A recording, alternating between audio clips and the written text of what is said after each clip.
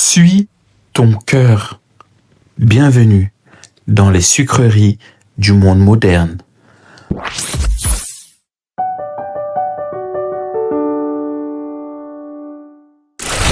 Mon ami, quand j'étais petit, je me souviens, le sucre, c'était la récompense. Une cuillère dans le lait, un bonbon après l'école, et tout semblait meilleur. C'était doux, rassurant, presque magique. Mais ma mère me disait toujours, le sucre, c'est bon, mais ça détruit lentement. Et elle avait raison, il agit en silence, petit à petit, jusqu'à ce que tu découvres les dégâts. Le monde fait pareil avec certaines phrases. Des phrases qui te réconfortent, mais qui te déforment. Et parmi elles, il y a celle-ci, suis ton cœur. 3 petits mots qu'on adore entendre. On les lit sur les t-shirts, on les chante dans les musiques d'amour. On les répète pour se convaincre qu'on fait le bon choix. Ça a l'air sage, suis ton cœur. Mais la Bible nous dit autre chose. Le cœur est tortué par-dessus tout. Il est incurable. Qui peut le connaître? Jérémie 17, verset 9.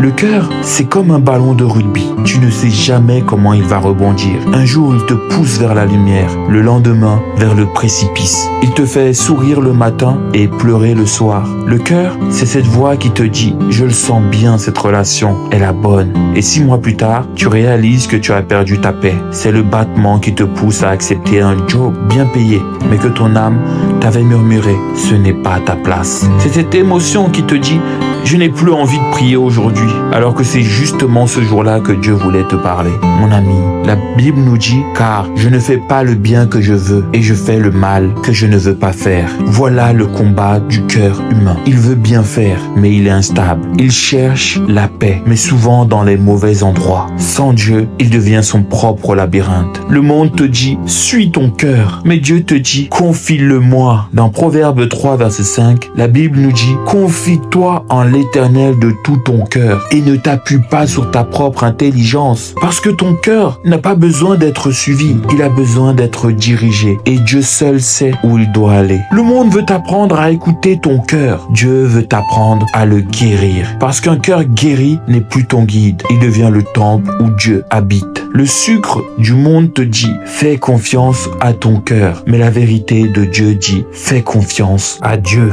Demeure béni.